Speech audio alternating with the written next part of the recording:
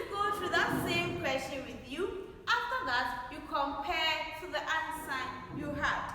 So the first example I have here is find the common ratio of the following geometric sequence.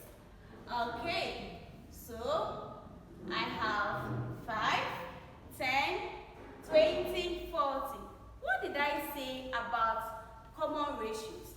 I said that in order to find a common ratio, you have to divide any term by its previous term.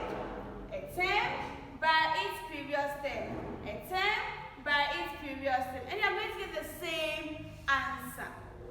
Okay, so in this case, a common ratio 2 can give you a positive answer, a negative answer, or even a fraction.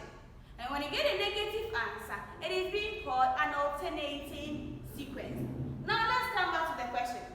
We have to find the common ratio in this sequence. Good.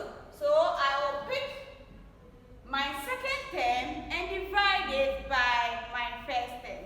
So it becomes second term over first term. And what is my second term? My second term is 10 over 5. And remember I said common ratios are being denoted by a small letter r. So our final answer is giving us r as 2. Let's see another question.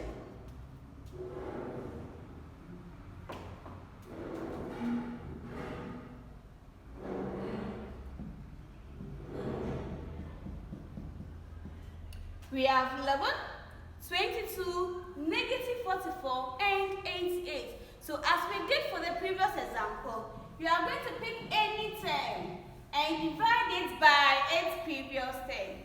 So we are picking our second term as usual and divide it by the first term. And our